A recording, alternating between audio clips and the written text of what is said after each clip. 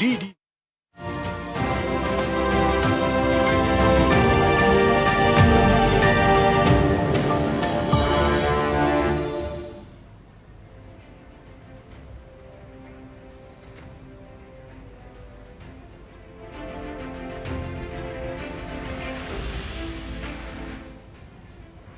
नमस्कार, स्वागत है आपका हमारे इस खास कार्यक्रम में। आज हम बात करेंगे ग्लासगो में भारत के गोल्डन पंच की। ग्लासगो कॉमनवेल्थ गेम्स में भारत ने उम्मीद से बढ़कर प्रदर्शन किया।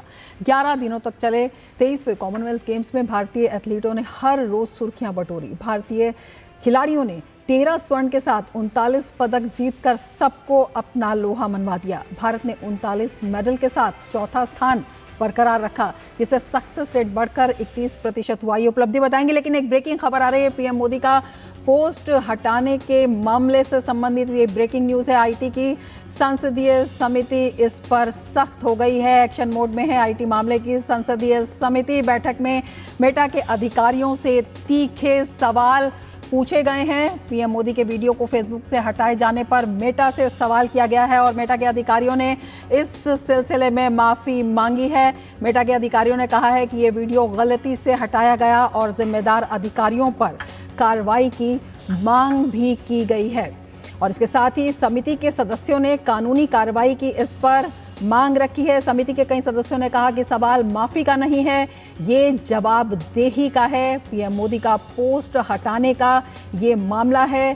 फेसबुक से पीएम का वीडियो हटाने का ये मामला है, जिसमें आईटी की संसदीय समिति सख्त हो गई है। तो ये एक बड़ी खबर है। बैठक में मेटा के अधिकारियों से तीखे सवाल पूछे गए हैं। हमारे संवाददाता शैलेंद्र हमारे साथ जुड़ चुके हैं। शैलेंद्र, जो संसदीय मामलों की आईटी की समिति है वो सख्त हो गई है इस पूरे मामले पर और मेटा के अधिकारियों से कई बड़े सवाल भी पूछे गए हैं।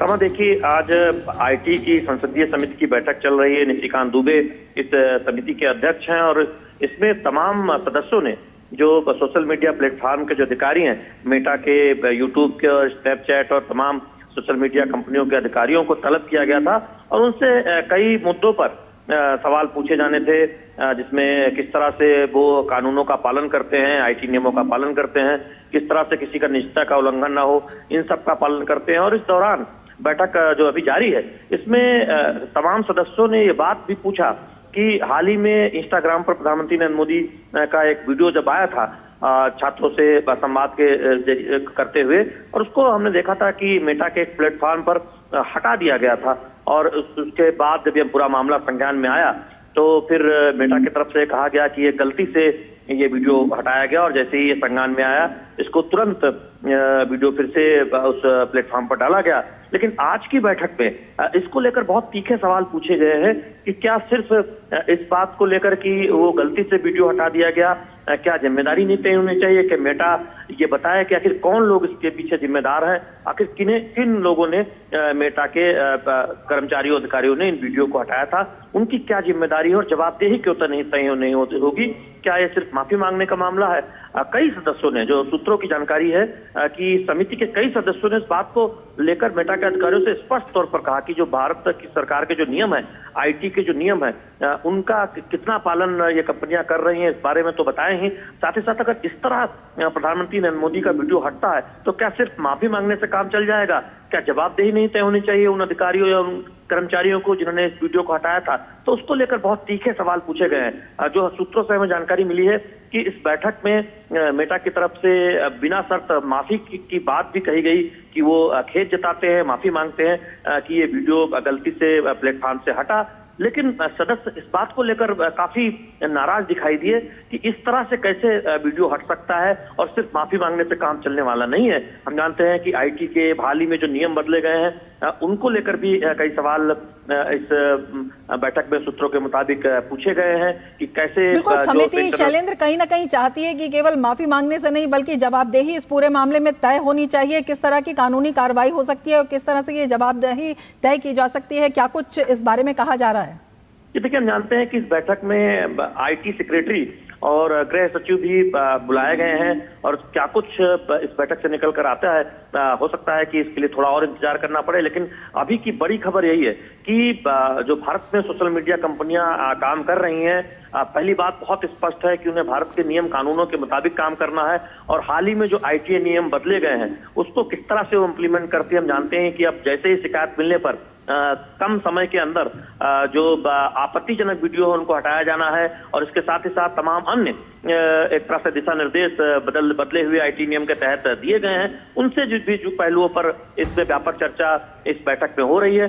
लेकिन जो अभी सूत्रों के हवालों से जानकारी मिली है कि कई सदस्य इस समिति के इस बात को लेकर बेहद नाराज थे जिस तरह से प्रधानमंत्री नरेंद्र मोदी का वीडियो हटाया गया मेटा के एक प्लेटफॉर्म फेसबुक से, और उसको लेकर बहुत तीखे सवाल पूछे और कहा गया है मेटा के अधिकारियों से कि सिर्फ माफी मांगने से काम चलने वाला नहीं है, वो जवाबदेही तय करें, बताएं कि आखिर कौन वो अधिकारी जिम्मेदार है जिनकी जो जब बिल्कुल शालीन, नजर बनाए रखिए। बहुत शुक्रिया तमाम जानकारी के लिए और कटक ले चलते हैं जहां पर राष्ट्रपति द्रौपदी मुर्मू अपना संबोधन दे रही हैं।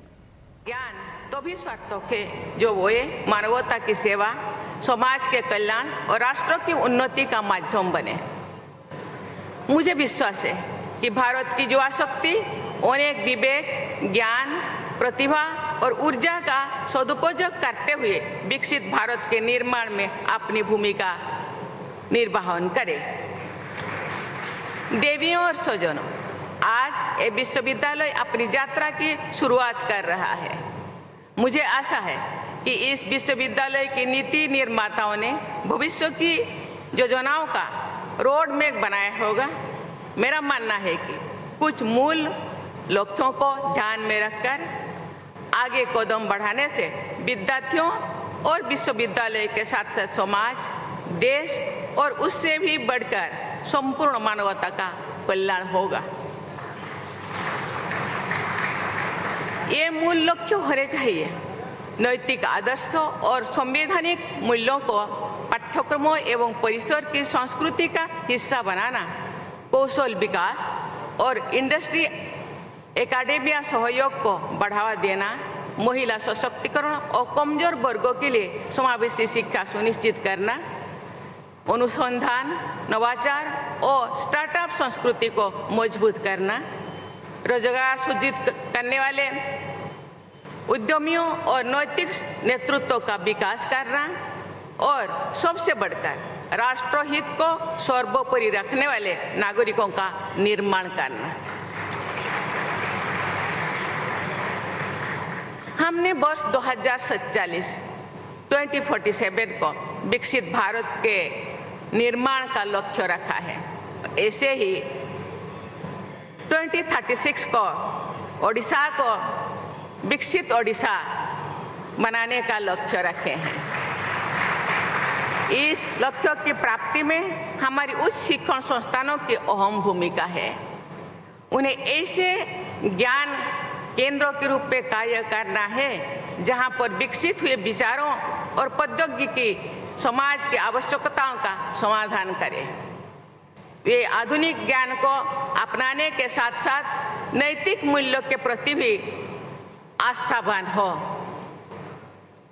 मुझे बताया गया है कि इस विश्वविद्यालय में रिसर्च और इनोवेशन तथा एंटरप्रेन्योरशिप को बढ़ावा दिया जाएगा। विद्यार्थियों के सांस्कृतिक और आध्यात्मिक विकास पर भी बल दिया जाएगा।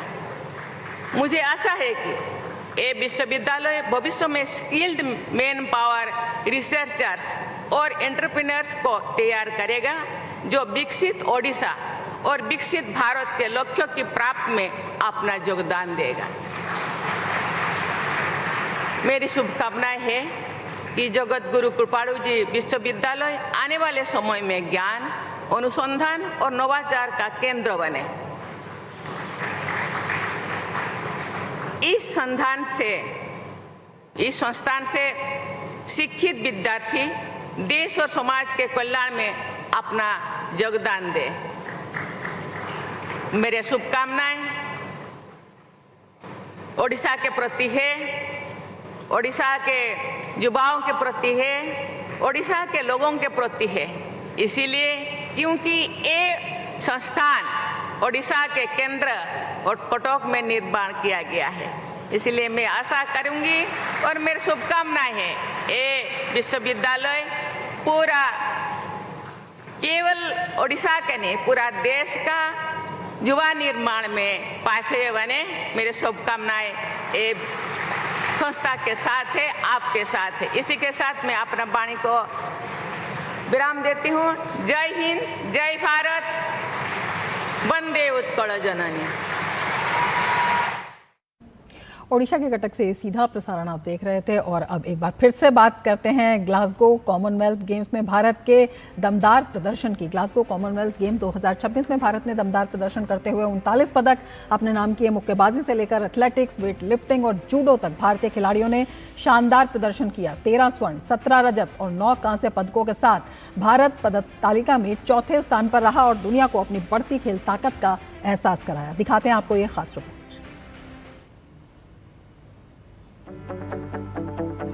ग्लासगो कॉमनवेल्थ गेम्स 2026 में भारतीय खिलाड़ियों ने अपने शानदार प्रदर्शन से देश का सिर गर्व से ऊंचा कर दिया। ग्लासगो में ऐसे कई खेल नहीं थे जिनमें भारत सबसे प्रबल दावेदार था, लेकिन इसके बावजूद भारतीय दल ने चौथा स्थान हासिल करके सफलता की नई कहानी लिख दी। युवा जोश और अनुभवी खिलाड़ियों के शानदार तालमेल ने भारत को 13 स्वर्ण, 17 रजत और 9 कांस्य सहित कुल 39 पदक दिलाए। पदक तालिका में चौथा स्थान केवल एक आंकड़ा नहीं, बल्कि भारतीय खेलों के बदलते दौर और मजबूत खेल संस्कृति का प्रतीक बन गया। इस बार भारत की सबसे बड़ी ताकत रही मुक्केबाजी। भारतीय मुक्केबाजों ने रिंग में ऐसा दबदबा बनाया कि देश की झोली में 7 स्वर्ण और 3 रजत पदक आए।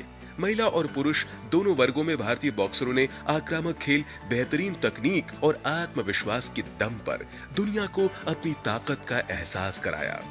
एथलेटिक्स और पैरा एथलेटिक्स में भी भारत ने नया इतिहास रचा। ट्रैक और फील्ड में भारतीय खिलाड़ियों ने 16 पदक जीतकर यह साबित कर दिया कि अब भारत सिर्फ पारंपरिक खेलों तक सीमित नहीं है। दौड़, थ्रो और जंप से लेकर पैरा स्पर्धाओं तक भारतीय खिलाड़ियों ने हर चुनौती का डट कर सामना किया और कई यादगार प्रदर्शन किए। वेट लिफ्टिंग और जूडो में भी भारत ने अपनी मजबूत मौजूदगी दर्ज कराई, जबकि पैरा पावर लिफ्टिंग में कांस्य पदक ने भारतीय पैरा खिलाड़ियों की लगातार बढ़ती क्षमता को प्रदर्शित किया। हर पदक के पीछे वर्षों की मेहनत, वैज्ञानिक प्रशिक्षण और खिलाड़ियों के अटूट आत्मविश्वास की कहानी छिपी थी। ग्लासगो में भारतीय खिलाड़ियों का प्रदर्शन इस अभियान की सबसे बड़ी उपलब्धि बनकर उभरा। वहीं युवा खिलाड़ियों ने यह भरोसा भी दिलाया कि आने वाले वर्षों में भारत की पदक क्षमता और मजबूत होगी। अनुभवी खिलाड़ियों ने अपनी निरंतरता दिखाई तो नई पीढ़ी ने भविष्य की सुनहरी तस्वीर पेश की। ग्लासगो 2026 ने साफ कर दिया कि भारतीय खेल अब नई ऊंचाइयों की ओर बढ़ चुके हैं। यह केवल 39 पदकों की कहानी नहीं, बल्कि 140 करोड़ भारतीयों के सपनों, विश्वास और बदलती खेल संस्कृति का विजय घोष है। Sports desk, TD news. तो किस तरह से भारतीय खेल संस्कृति लगातार मजबूत हो रही है, इसी पर चर्चा करेंगे। हमारे साथ दो खास मेहमान जुड़ चुके हैं। सर्वज्ञ अजिंक्य ठाकरे हमारे साथ जुड़े हुए हैं, उपनिदेशक हैं भारतीय खेल प्राधिकरण के, और मलय नीरव जी जुड़े हुए हैं, सीनियर स्पोर्ट्स जर्नलिस्ट हैं। अपने दोनों ही मेहमानों का हम स्वागत करते हैं। मलय जी, सबसे पहले आपसे ये सवाल करना चाहेंगे, 39 पदक हैं जिसमें 13 स्वर्ण है। भारत ने अपना चौथा स्थान जो था पहले का बरकरार रखा हुआ है। किस तरह से इस पूरे प्रदर्शन को देखते हैं और किस तरह से इसे उपलब्धिपूर्ण एक सुनहरा सफर भी बताते हैं अगर पदकों की हम बात करें तो? देखिए, हालांकि पदकों की संख्या कम है, 1998 के बाद इतने कम पदक भारत को नहीं मिले थे, लेकिन जो बात ध्यान देने की है वो ये है कि जिन खेलों में भारत को सर्वाधिक पदक मिलते रहे अतीत में, वो खेल इस बार नहीं हुए थे। केवल 10 खेलों में ही भारत ने ये सफलता हासिल की है और चौथे स्थान पर रहा है, जो कि अपने आप में एक बहुत बड़ी उपलब्धि है।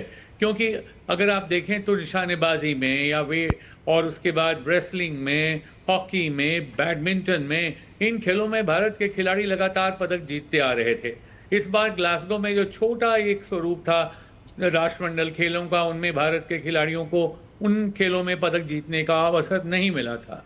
मगर जो भी 10 खेल हुए उसमें जो भारत ने 39 पदक प्राप्त किए, उनसे एक बात तो तय हो गई है कि खेलों की संस्कृति के विकास में भारत ने कई कदम आगे बढ़ने के संकेत दे दिए हैं। और इसके पीछे बहुत हद तक जो भारत की सरकार है उसने जिस प्रकार से खेलों को बढ़ावा देने की कोशिश की है, जिस प्रकार से खेलो इंडिया जैसे कार्यक्रम प्रधानमंत्री के नेतृत्व में चलाए गए, उनका असर आपको देखने को मिल रहा है कि ऐसे क्षेत्रों से, ऐसे जगहों से जहां पहले कोई खिलाड़ी राष्ट्रीय स्तर तक, अंतर्राष्ट्रीय स्तर तक पहुंचने का सपना भी नहीं देखता था, आज वो राष्ट्रमंडल खेलों में पदक लेकर लौट रहा है। बहुत बड़ी उपलब्धि मानता हूं मैं। बिल्कुल बड़ी उपलब्धि है। सर्वज्ञ अजिंक्य ठाकरे भी हमारे साथ जुड़े हुए हैं। सर, किस तरह से आप इसे देखते हैं, इस बड़ी उपलब्धि को, और जिस तरह से इस प्रदर्शन को हम देखते हैं, ये इस मायने में भी खास था, अगर पुरानी टैली से हम इसका कंपैरिजन करते हैं तो खेल कम थे, खिलाड़ी कम थे, कई परंपरागत खेल जिनमें भारत जो है महारत रखता है वो नहीं थे, लेकिन उसमें भी खिलाड़ियों ने बेहतरीन प्रदर्शन दिखाया है। तो इसमें भारतीय खेल प्राधिकरण की किस तरह से भूमिका रही है, किस तरह से इस खेल संस्कृति के आधार को मजबूत किया जा रहा है? जैसे कि आपने अभी कहा कि ये एक मिनी वर्जन था राष्ट्रमंडल खेलों का, और जो अगर हमने पिछले साल की तुलना की, जो इवेंट्स कॉमन है उसमें हमारा जो वृद्धि हुई है मेडल्स की, पदकों की, वो काफ़ी सराहनीय है। पिछले बार हमने 31 मेडल लाए थे उन्हीं इवेंट्स में। इस एडिशन में हमने 39 मेडल्स लाए हैं टोटल। साई जो है भारतीय खेल प्राधिकरण मंत्रालय के अंतर्गत भारत सरकार के बहुत सारी नीतियाँ यहाँ पे करता है, जो कि खेलो इंडिया जैसे कि कहा गया अभी, जो डेवलपमेंट स्टेज है एथलीट की, उनको आगे बढ़ाने के लिए, उसके साथ टॉप्स जैसी जो स्कीम है उसका बेहद यहाँ उपयोग एथलीटों को हुआ है। जैसे कि मैं यहाँ पे 1-2 उदाहरण देना चाहता हूँ। जैसे तेजस्विनी शंकर है, उन्होंने पिछले राष्ट्रमंडल खेलों में ब्रॉन्ज पदक जीता था हाई जंप में, इस बार उन्होंने ब्रॉन्ज पदक जीता है डिकैथलॉन में। सो ये जो ट्रांजिशन हुआ है उनका, और वो भी बहुत सराहनीय है, और एक चिकित्सा की भी हमारे लिए भी और सबके लिए ये है कि ये कैसे उन्होंने किया कि 10 खेलों में उन्होंने राष्ट्रमंडल जैसे खेलों में, और ये इतिहास का सबसे पहला पदक था जिसमें हमें बिल्कुल कई मायनों में ये ऐतिहासिक भी रहा है। चर्चा इस पर हम जारी रखेंगे, लेकिन उससे पहले ले लेते हैं एक ब्रेक। आप बने रहिए डीडी न्यूज के साथ।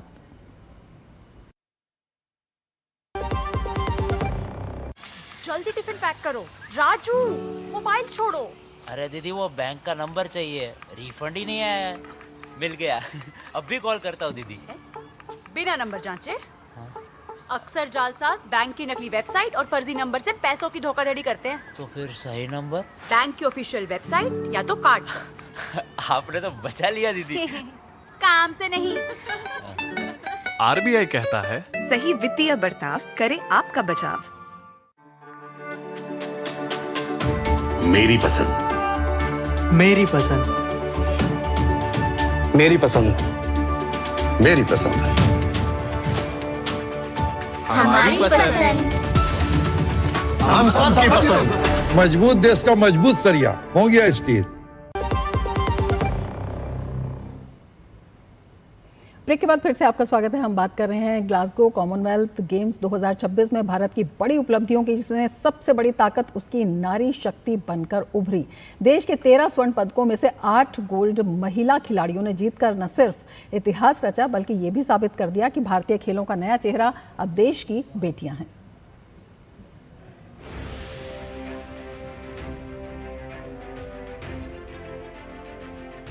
भारत के लिए ग्लासगो में आयोजित हुआ कॉमनवेल्थ गेम्स 2026 केवल पदकों का महाकुंभ नहीं, बल्कि नारी शक्ति के अभूतपूर्व प्रदर्शन का भी प्रतीक बन गया। भारत के जीते गए 13 स्वर्ण पदकों में से 8 गोल्ड महिला खिलाड़ियों ने जीतकर यह साबित कर दिया कि आज भारतीय खेलों की सबसे मजबूत पहचान देश की बेटियां हैं। भारोत्तोलन में मीराबाई चानू ने एक बार फिर स्वर्ण पदक जीतकर अपनी महानता को साबित किया। ओलंपिक मेडलिस्ट मीराबाई ने लगातार शानदार प्रदर्शन करते हुए भारत के लिए कॉमनवेल्थ खेलों में लगातार तीसरा स्वर्ण पदक अपने नाम किया। पैरा एथलेटिक्स में शर्मिला धनखड़ ने महिला शॉटपुट स्पर्धा में गोल्ड जीतकर देश का गौरव बढ़ाया। वहीं अस्मिता डे इतिहास रचते हुए कॉमनवेल्थ गेम्स में जूडो में स्वर्ण जीतने वाली पहली भारतीय खिलाड़ी बनी। भारतीय महिला मुक्केबाजों ने भी रिंग में अपना दबदबा कायम रखा। 5 भारतीय महिला मुक्केबाजों ने स्वर्ण पदक जीतने में सफलता पाई। साक्षी चौधरी, प्रीति पवार, जैस्मिन लंबोरिया, प्रिया घंघास और अरुंधति चौधरी ने शानदार प्रदर्शन करते हुए स्वर्ण पदक जीते। इनकी जीत ने साबित किया कि पिछले एक दशक में भारतीय महिला मुक्केबाजी विश्व स्तर पर नई ऊंचाइयों तक पहुंच चुकी है। सिर्फ स्वर्ण ही नहीं, भारतीय महिलाओं ने रजत और कांस्य पदकों में भी शानदार योगदान दिया। ज्ञानेश्वरी और हरजिंदर कौर ने वेटलिफ्टिंग में रजत पदक जीते, जबकि यामिनी ने जूडो और लवलीना बोरगोहेन ने मुक्केबाजी में रजत अपने नाम किया। इसके अलावा 3 महिला खिलाड़ियों ने कांस्य पदक जीतकर भारत के पदकों के खाते को और मजबूत बनाया।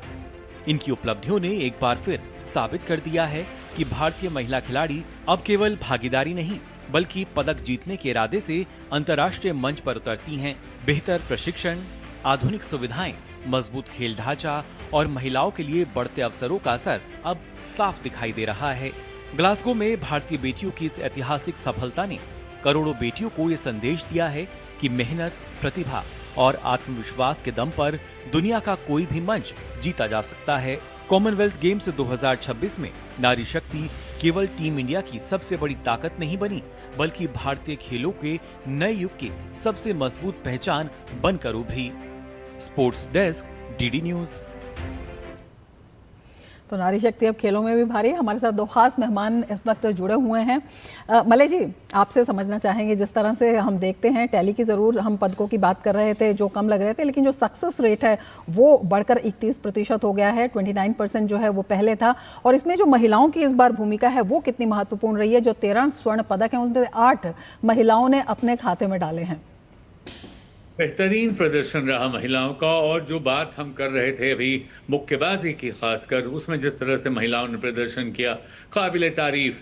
जैसे वेट लिफ्टिंग जैसी स्पर्धाएं जो होती थीं, मीराबाई चानू ने लगातार तीसरी बार राष्ट्रमंडल खेलों में स्वर्ण पदक प्राप्त किया। ये बहुत बड़ी उपलब्धि है इतने लंबे समय तक। और आपको ये पता होना चाहिए कि उन्हें चोट लगी थी जब, और बहुत परेशान थी वो। प्रधानमंत्री जी ने स्वयं हस्तक्षेप किया, उनका इलाज कराने की व्यवस्था की, उनकी ट्रेनिंग की व्यवस्था की, भारत के बाहर उनको भेजा और उसका पूरा फायदा उठाया उन्होंने।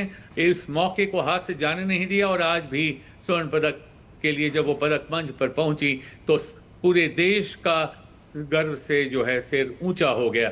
तो बहुत अच्छी बात है। लेकिन एक खास कर मैं एक बात की चर्चा करना चाहूँगा कि पैरा एथलेटिक्स में भारतीय महिलाओं ने एक बार फिर वो करके दिखाया जो आज तक देखने को मैं नहीं मिला था।